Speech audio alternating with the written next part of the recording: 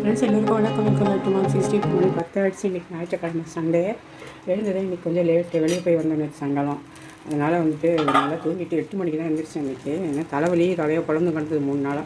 மாத்திரை போட்டு படுத்தவங்க இல்லை தலைவலியெல்லாம் விட்டுடுச்சு. எனக்கு தோசை தான் சுட்டுருக்கேன். எப்பவும் போல் எங்கள் வீட்டில் 2 டிஃபன்னா அதுக்குன்னு சில சமயம் பண்ணுவேன். 2 சில சமயம் இருக்கும், ஏதாவது 2 ஆகிடும். 2 பேர் தானே. இப்போ பார்த்திங்களா, நேற்று வச்ச இடியாப்பம் அப்படியே இருந்தது.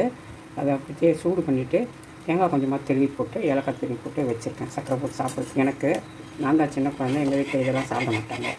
அதனால் தோசையும் சொல்லுவாங்க தலைவலி போய் திருகுவலி வந்ததுங்க.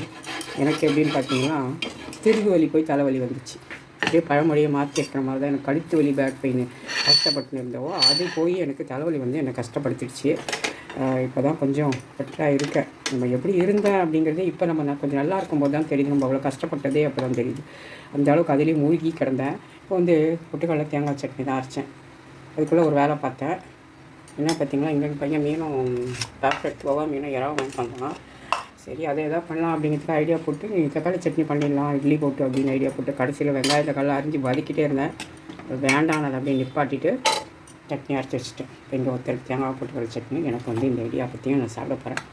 ஓகேங்களா ஃப்ரெண்ட்ஸ்? மீனெல்லாம் கழுவி எடுத்துட்டேன். வவ்வா மீன் ஒரு 4-5 பீஸு, 1 2 3 5 பீஸ் எடுத்துருக்கேன். இது பாறை மீன். இந்த பாறை மீனையும் அந்த தலை இருக்குது இது போட்டு குழம்பு வச்சுட்டு இது வறுவல் பண்ணிவிட்டு, இறா ஒரு 1/4 கிலோ இருக்கும், பெரிய இறா. 400 ரூபா டைகர் பிரான்.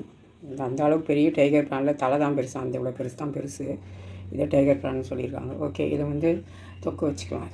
ஓகேவா ஃப்ரெண்ட்ஸ்? இப்போ காலையில் மணி 10 தான் ஆகுது. ஏன்னா இங்கே இறா மீனெல்லாம் கெட்டோம், ரொம்ப நேரம் இருந்தாலும் சமைக்க வந்துட்டேன். இங்கே ஒரே ஒரு மீன் ஒரு தலைக்கு பெரிய சட்டியை வச்சுருக்கேன். ஏன்னா மண் சட்டியில் தான் இப்போல்லாம் செய்கிறது. கவுச்சி மத்துறோம், மீன் குழம்பு, இறா அதெல்லாம் வறுக்கிறதெல்லாம் தான் செய்கிறேன். அதனால் சரி இந்த கடாய் போட்டுட்டேன். இப்போ கொஞ்சம் எண்ணெய் போட்டுட்டேன். ஆல்ரெடி ஒரு வீடியோவில் சொன்னேன் மண் சட்டியை எப்படி கழுவுறதுன்னு. எனக்கும் தெரியும் சாம்பல்லாம் போடணும் அப்படின்னு. பட் இருந்தால் கூட நம்மள்கிட்ட சாம்பல் கிடையாது, சபீனா தான் இருக்கு இல்லையா, அதை வேணால் போடலாம், வச்சு கழுவலாம் நான் நினைக்கிறேன். உங்களுக்கு யாராவது பெரியவங்க இருந்தால் தெரிஞ்சிருந்தால் எனக்கு கமெண்ட்டில் சொல்லுங்கள். ஏன்னா நம்ம என்ன தான் டிஷ் வாஷ் போட்டு தேய்ச்சி வச்சு 4 தடவை நான் தண்ணியை கொதிக்க வச்சு கீழே ஊற்றுறேன். சூடுபடுத்தி புரியுதா உங்களுக்கு தெரியல. பட் பார்த்தீங்கன்னா அது அப்போவுமே அந்த ஒரு மாதிரி பூத்துக்கிட்டு வருது. சரி, இப்போ எவ்வளோதான் இது மிளகாத்தூள் போடுறது தெரியல. கொஞ்சமாக வடகம், கொஞ்சம் மூளை, அதுக்கு தூண்டு சீரகம் போட்டாச்சு. இப்போ நான் என்ன பண்ண போகிறேன், இந்த தக்காளி சட்னிக்காக இங்கே நான் வெங்காய தக்காளி வதக்கணும் பார்த்தீங்களா, அதே இருக்குது. அதுலேயே எதாவது வறுத்துக்கலாமா என்னன்னு தெரியல. சரி, இதில் கொஞ்சம் அள்ளி நான் போட்டுறேன். அதில் மீன் குழம்பு போகணும். மீதி எறாக்காக ஸ்டவ் ஆன் பண்ணிட்டேன்.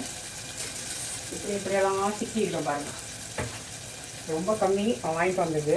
சரி, அதுக்கு மேலே நம்ம அவங்களுக்கும் வேணும். அது செப்பரேட் ஃபேமிலியாக இருக்கிறதுனால அதனால சரி நான் எடுத்துக்கிட்டேன். சொல்லிட்டு போனால் எல்லாத்தையும் இன்றைக்கே செஞ்சுட்டு கம்மியாக இருக்குன்னு தான் பாவம். நான் தான் எடுத்து வச்சுக்கிறேன் சாப்பிட முடியாது அப்படின்னு சொன்னால் கடைசியில் க்ளீன் பண்ணி பார்த்தவங்க தான் தெரியுது. அவனுக்கே தெரியுது, சின்ன பையன் எனக்குலாம் மோசமாக அருள் வந்துருக்கு, இவ்வளோதான் இருக்குது.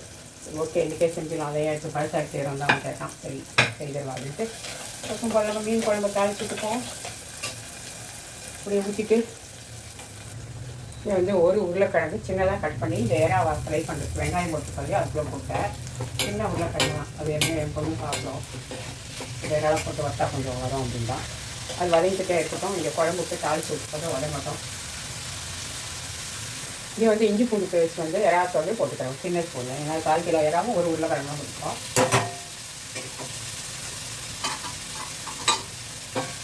வதங்கட்டும்.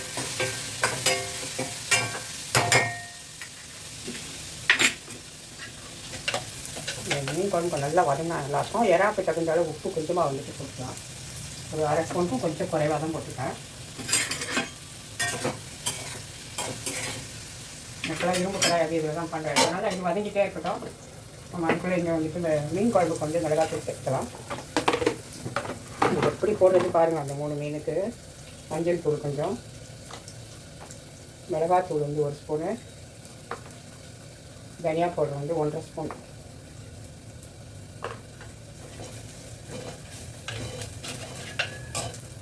ஒரு நாளைக்கு கூட்டி வைக்கணும்னு நினைக்கிறேன். நான் இப்படியே பண்ணிடுறேன். புளியை போட்டு ஊற்றிக்கலாம்.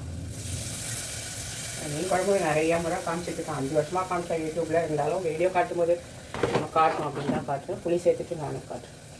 இப்போ வந்து உருளைக்கிழங்கெல்லாம் வதங்கியிருக்கும், அதாவது எண்ணெயிலே வதங்கி அது வெந்துடணும். அதுக்கப்புறமா நம்ம எறா காரெல்லாம் சேர்க்கும்போது சீக்கிரமாக நம்ம செஞ்சு முடிச்சிடலாம். இல்லைன்னா உருளைக்கிழங்கு தனியாக அது தனியாக நம்ம வத வச்சுட்ருக்கோம். எறா வறுத்து போடும்போது இது மாதிரி வதக்கி விட்டிங்கனாலே உப்பு சேர்த்து நல்லா வெந்துடும். உருளைக்கிழங்கு வெந்துடுச்சு, மீதி வெந்துடும் குக்காயிடும். மஞ்சள் தூள் கொஞ்சமாக, மிளகாத்தூள் எறாக்கும் இந்த உருளைக்கிழங்கு சேர்த்த மாதிரி 1 ஸ்பூன் போட்டுக்கிறேன். தனியா பொடி வந்து ஒரு 1/2 ஸ்பூன். உப்பு நம்ம ஆல்ரெடி சேர்த்தாச்சு. நல்லா வதக்கி விட்டு நம்ம அப்படியே இந்த எறாவை சேர்த்துட்டு இந்த ஸ்டேஜில் நம்ம புளியுமே சேர்த்து விட்டுலாம். ஏன்னா விருப்பப்படுறவங்க தக்காளியவே எக்ஸ்ட்ராவாக தக்காளியும் சேர்த்துக்கணும். நாங்கள் எப்போ சொல்லிவிட்டு நம்ம சேர்ப்போம் அப்படின்னு இந்த எறாவுக்கும் சேர்த்து விட்டுறோம்.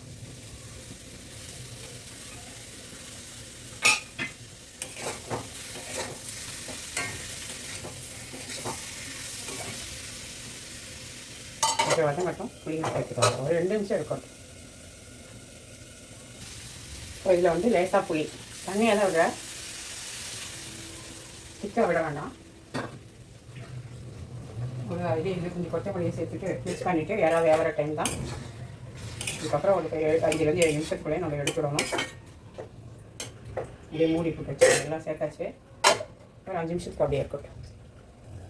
இப்போ வந்து குழம்பு வந்து நல்லா கொதிச்சிடுச்சு. இப்போ மீனை நம்ம சேர்த்துலாம். ஒரே ஒரு வவ்வால் தலை, அப்புறம் பாறை மீனோட தலை, பாறை மீனோட வால், அப்புறம் 2 சேனை போட்டாச்சு. குழம்பு கொதிச்சோம். ஒரு 5 நிமிஷம் ஆகட்டும், ஆஃப் பண்ணிக்க வேண்டியதுதான். நம்மளோட குழம்பு மீன் குழம்பு சட்டுன்னு கார குழம்பு வைக்கிற நேரம் தான், க்ளீன் பண்ணுற நேரம் தான். கொதிக்கட்டும், மூடி வச்சுருவோம். அதுக்குள்ளே இந்த நேரம் என்னாச்சு அப்படின்னு நம்ம பார்க்கலாம். ஏன்னா அதில் கொஞ்சம் தண்ணி விட்டுட்டு அந்த தண்ணியை ஊற்றுற புளி தண்ணி சேர்த்தோம். அதுவும் இறாலுக்கு தண்ணியை சேர்ந்து இவ்வளோ தண்ணி ஆகிடுச்சு. இனிமேல் கொஞ்சம் மீடியம் ஃப்ளேமில் போட்டு ஓப்பன்லேயே வச்சுட்டு நம்ம ஃப்ரை பண்ணி எடுத்துக்கலாம். ஏன்னா மசாலா வதக்கியாச்சு இல்லையா, புளிக்காக தான் ஒரு 2 நிமிஷம் கொதிச்சுது, போதும். கிளியர் பண்ணி எடுத்துட வேண்டியதான்.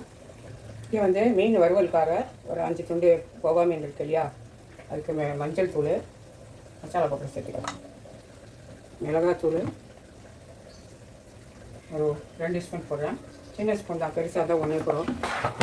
பெருமிளகாத்தூள் அது தேவையான அளவு உப்பு சேர்த்து ஒரு சின்ன ஸ்பூனில் உப்பு. மசாலாவெல்லாம் திரட்டிடலாம் மீனில். நான் எப்போ சொல்லியிருக்கேன், நிறையா மீன் அப்படி இருந்ததுன்னா இந்த மாதிரி மசாலா நீங்கள் திரட்டிட்டு அதுக்கப்புறமா போடுங்க. நான் வந்து புளி இந்த மீனில் சேர்த்து வச்சுருக்கேன். எல்லாத்தையும் நான் மிக்ஸ் பண்ணிடுறேன். இந்த மீன் வந்து மசாலா போட்டு பிரட்டி வச்சாச்சு. போகிறக்க வந்து நம்ம ஃப்ரை பண்ணிக்கலாம்.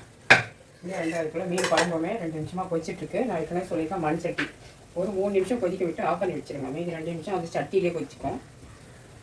மண் சட்டினா அப்படி தான், இப்படி எடுத்து தான் நம்ம எப்படி ஆட்டி கொடுக்கணும். கரண்டி எப்போவுமே போடக்கூடாது. ஃபஸ்ட்டில் போடலாம், கொஞ்சம் வெந்த பிறகு நம்ம போடக்கூடாது. கொஞ்சம் கொதிக்கட்டும். அதுக்குள்ளே இங்கே பார்த்துக்கலாம். இதெல்லாம் இவ்வளோண்டு காமிச்சு இவ்வளோ சீக்கிரம் செஞ்சுருவேன் சொல்கிறாங்களேன்னு நினைக்கலாம்.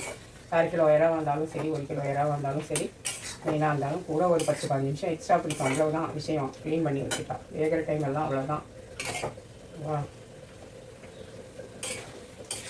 உப்பு காரெல்லாம் கரெக்டாக இருக்குது இறால. அப்படியே நல்லா வதக்கி விட்டு ஆஃப் பண்ணிக்கலாம். சிம்பாலே இருக்கணும். ஸோ வந்து குழம்பு, மீன் குழம்பு ரெடி ஆகிடுச்சு நம்மளுக்கு. வவ்வா மீன் பாறை மீன் போட்ட குழம்பு ஆஃப் பண்ணிக்கலாம். என்கிட்ட வந்து கருவேப்பிலையே இல்லை, ஒரு வாரம் ஆகுது. நான் வந்து கடைக்கு போனால் தான் காய்கறி வாங்க கிடைக்கும். பையன் மருந்து வந்துடலாம். எல்லாமே எல்லாம் சமைச்சிட்டு காஞ்சாது இருந்தால் அது கொண்டு வந்து போட வேண்டியது தான். இந்த பாருங்க, எடுத்து பக்கம் ஸ்டவ்வில் வச்சோம். கொதிக்குது பாருங்கள், தலை. அதுக்கு தான் சொன்னேன். அப்போ ஸ்டவ்லேயே வச்சா எவ்வளோ கொதிக்கும், மீனெல்லாம் கரைஞ்சிடும். அதனால ஒரு 3 நிமிஷம் கொதிக்க விட்டு அதுக்கப்புறமா 2 நிமிஷம் வந்து அடுப்புலேயே ஆஃபில் கொதிக்கிற மாதிரி விட்டுடணும். அவ்வளோதான். மீன் குழம்பு ரெடி வச்சுக்க முடியலாம். இந்த சைடு வந்து தோசைக்கால் போட்டுவிட்டேன், இரும்பு தவா மீன் வறுக்க. இதெல்லாம் நம்ம இரும்பில் தான் செய்கிறோம். நாங்கள் இத்தனை வருஷமாக கண்ணுக்கட்டுக்கு சூரிய நமஸ்கார கதையாக தான் ஆயிடுச்சு.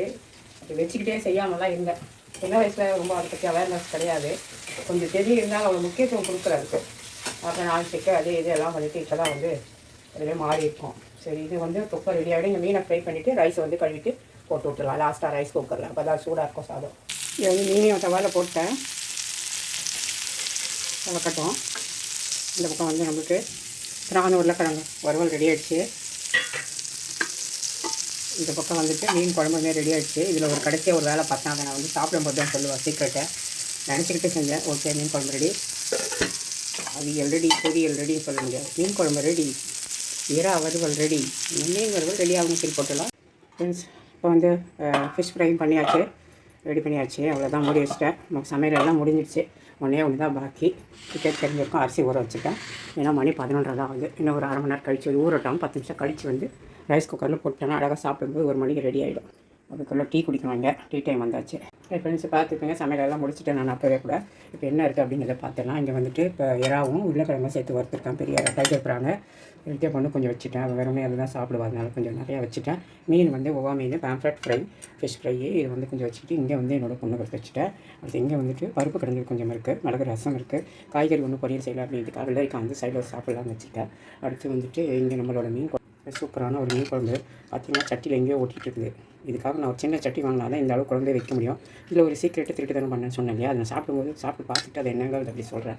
இங்கேயுமே வந்து நமக்கு ரைஸுமே ரெடி ஆகிடுச்சு. ஓகேவா, ரைஸ் குக்கரில் இப்போ இனிமேல் சாப்பிட வேண்டியது. இப்போ வந்து தோசை ஒன்றா ஊற்றிக்குவான்னு நினைக்கிறேன், எனக்கு சரியாக தெரியல. ஓகே ஃப்ரெண்ட்ஸ், உங்கள் வீட்டில் லஞ்சுன்னு சொல்லுங்கள் ஃப்ரெண்ட்ஸ். இப்போ நான் வந்து எவ்வளோ பெரிய பிளேட்டை தூக்கிட்டு வந்திருக்கேன் சாப்பிட்றதுக்கு. வச்சுக்குவோம். இது வந்து இறா உருளைக்கிழங்கு, சும்மா 2 பீஸ் இறா தான், அதிகமாக தான் வச்சுக்கல. அது தெரியும் உங்களுக்கு, வீடியோக்கும் நான் காட்டினேன் இல்லையா, அதுக்காக தான். நான் சாப்பிடும்போது கண்டிப்பாக இதுலேருந்து ஃபிஷ்ஷு கூட எடுத்து வச்சுருவேன். உங்களுக்கு வீடியோவில் காட்டணும் இல்லையா, காட்டாமல் எப்படி. மீன் ஃபிஷ் அவ்வளோ வச்சிட்ருக்கேன், பார்ப்போம். இங்கே வந்து ஒரு பவுல் அளவுக்கு சாதம். தட்டு வந்து நான் பரட்டி வைக்கிறதுனால அதிகமாக இருக்கும், உங்கள் கண்ணு முன்னாடியே வைக்கிற பாருங்க. இன்றைக்கி வந்து என்னோடய ஃபேவரட் மீன் குழம்பு அப்படிங்கிறதுனால இன்னுமே கூட கொஞ்சம் எடுத்துக்குவேன் ரசம் சாப்பிட. அதனால் ஒரு பவுல் வச்சுருக்கேன், சின்ன பவுலில். அடுத்து நம்மளோட இங்கே ரசத்தை வச்சுக்கணும். அடுத்து வந்து நம்மளோட மீன் குழம்பு வெஞ்சரம் தலை, இது அப்படியே இங்கே எடுத்து வச்சுக்கிட்டு கொஞ்சம் குழம்பையும் விட்டுக்கலாம். அப்புறமா தான் இன்னும் வேணும்னா ஊற்றிக்கலாம், ஏன்னா முதலே ஊற்றிக்கலாம். இல்லை குழம்பு சாதம் வந்து ரொம்ப அதிகமாக போய்டும், எனக்கு சாப்பிட முடியாது.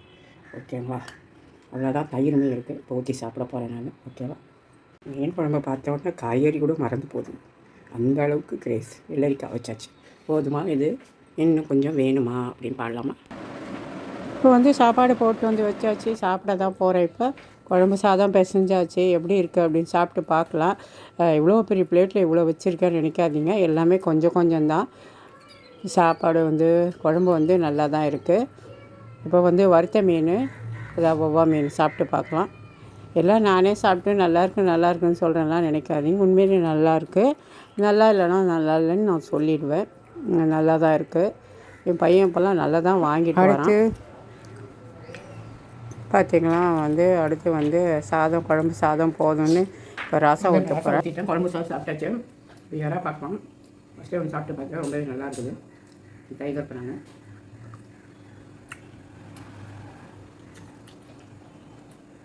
மீன் அவ்வளோ நல்லா இருக்கும்.